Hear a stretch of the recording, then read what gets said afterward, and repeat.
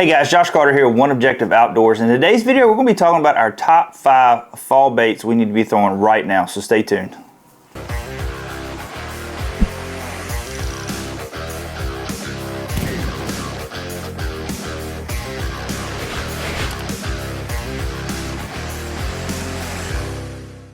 Alright guys, like I said at the beginning of this video, I'm going to be going over my top 5 fall baits that I love to throw right now. It's super windy outside today, abnormally cold.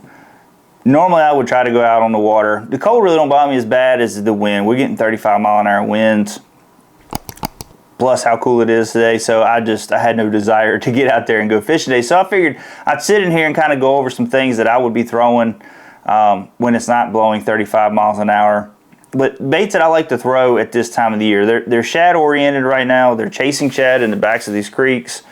They're chasing shad up onto the shallow points. I mean, it's shad. I mean, there's times where you can go in and throw other baits to represent like a crawfish or something like that. And you know, that's baits I would have tied on to the side if these aren't working or the bite is really slow. So, but these baits here are baits that I think that'll get you good bites starting early in the morning and last you through the day. So first I'm going to go with the spinnerbait. This is a Z-Man finesse spinnerbait. This is kind of like, I don't know what they call this color, but it reminds me more of that mouse color that you have like with War Eagle and all that stuff. But it's got the small blades because when you're throwing a spinnerbait, you're trying to match your blade size to a lot of the shad that they're chasing right now. So this is that small bait fish size. This does really good in the early spring and it does really good in the fall. And I'm just trying to throw it over those trees. Like right now, I mean, this time of year we get wind. You know, you're going to get those breezy days, or you're going to get some of those days that are really gusty and you have to be out there for a tournament or whatever. These baits right here, you can get up on some riprap bank, you know, banks where the wind's hitting, and throw it, or you can get up on some lay downs and work it over those lay downs and get it down into the bottoms of them. They hold them tight to structure, ready to ambush stuff, you know. And then when it's these cool days and the sun's beating those banks, they'll get up on them banks and just wait for that shad to come by. And sometimes, like I say, there's crawfish up there as well too, so they're going to be kind of hanging out around that area. So a spinnerbait is going to be my #1 pick, especially like I say as the early morning up on those bluff walls or riprap banks. Start throwing a spinnerbait, and it works phenomenally. I've caught a lot of fish on a spinnerbait in the fall, and you can skip them up under docks and all that stuff. Works really well. Next bait I'm going to throw is something like a walking bait, like a Zara Spook. This is a bone color here. I'm going to throw something like this. If you don't want to throw a Zara Spook or something like that, and you're kind of on that same, it was really hard for me to put all of the baits I like to throw in just a top 5 list, because I do have 2 other baits I like throwing. I'll go over those as we're going over some of this, but as I'm throwing this, I'm also going to have me a buzz bait on, because they kill a buzz bait this time of the year, but I wanted just to have my main top 5 baits right here. So, but a Zara Spook, you get over this point, you're schooling up really good in the mornings. Also, if you're out on a striper lake and you see them busting, you want to catch your striper too, you can take it Zara Spook over, they'll bust that thing wide open. It's a really great bait. You can work it fast, you can work it slow, you can work it by floating docks, because they'll relate to floating docks a lot too. So you can just work it right where it's kind of hitting the side of that floating dock. These work really well. I like throwing some kind of walking bait in some kind of shad color as well.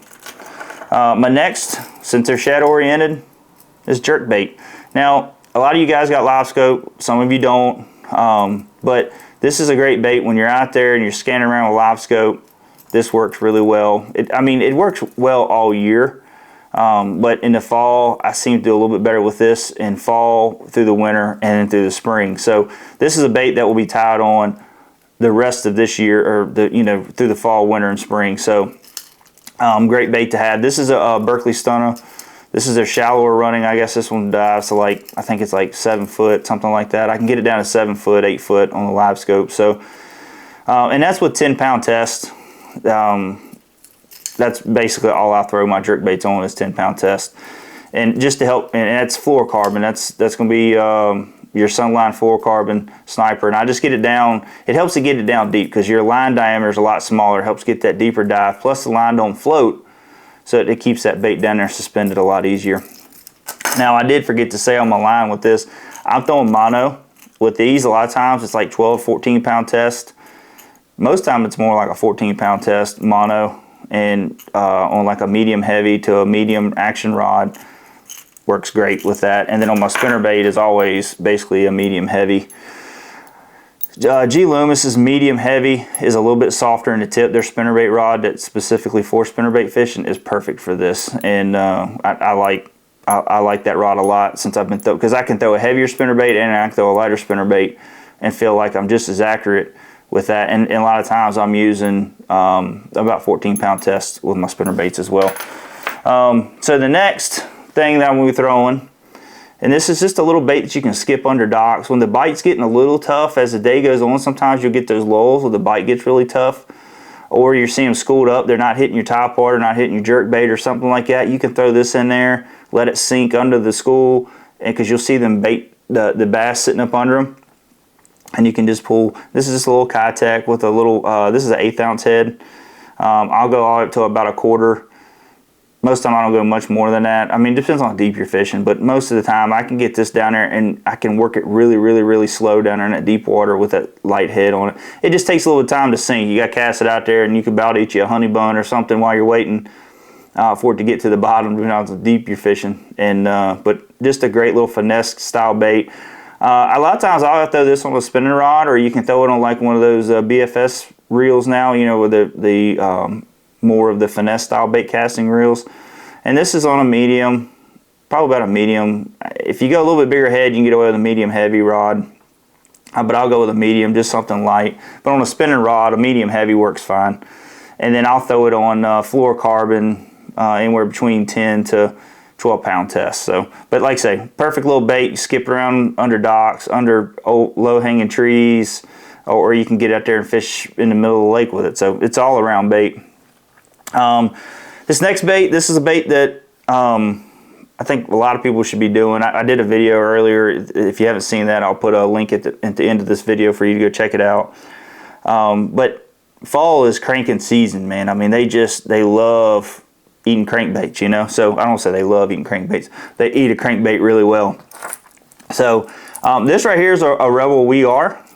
This is a black back chrome side. This color is actually hard to find in the Rebel WeAres now. You can find them on eBay or something like that. But like every once in a while, I'll go to the bins at Walmart and dig through their little bargain bins and find a few more in there. But this is a good little crankbait. I throw this bait a lot. I don't know if the camera's zooming in on it good or, well, actually, there we go. But you can see this one's had a little bit of rash. It's caught a lot of fish, and I mean, it's just a good bait. I mean, you can work it slow. You can I don't say burn it, but you can work it a little bit quicker. It goes through trees really well. Like I've worked this through a lot of laydowns and not got hung up, and the bass love it when it's coming through those laydowns and you're working it through. And as long as you take your time, you know, you can't rush it through there. You just kind of ease it through. You hit something, you let it stop for a second, because it does float back up, but it doesn't float up really fast. I'm not going to say it's suspending, but it doesn't float up really fast. So, but this has been a great bait. Just getting those, you know, I've caught some monsters. I've caught some 5s and 6s off of it, and I've caught a lot of 2s and 3s. So I mean, you can catch a little bit of everything on this bait. So, but it's fun to throw around a lot of riprap, especially like if you get, you know, spinnerbait on those windy days, and you can also throw this on those windy days. And it does good. They're just beating it off the rocks. Most of the time, this is a 10 pound. I'll throw it on 10 pound fluorocarbon sniper with a medium to medium heavy action rod. And like I say, you know, each rod brand is so different. I mean, it's easy for me to tell you can throw it on a medium, and the rod that you're throwing, the rod brand you're using might be too soft. So you got to kind of find that setup that works perfect for you. But if you go to a medium heavy, you want to make sure you got something with a fast tip. So when you do set the hook, it's not too stiff to where you don't have enough action to fight the fish when they're jumping and all that, because it's easy to rip these out of their mouth, especially with the smaller hooks. But it's also when they jump a lot, you know, and you want to keep that tension on them, but you don't want too much where when they're jumping, it's pulling the hooks out their mouth. So, and then like I say, all my crankbaits, a lot of times on my jerk baits too, I haven't done it on this one. I'll either change this one or this one to a red hook. So, and then on my jerk bait, I don't know if I went over it, I throw that on a medium action rod always. So, but yeah, cranking Cranking is hard to beat during the fall, but these other baits work great in the fall and to cover all water depths, all different conditions.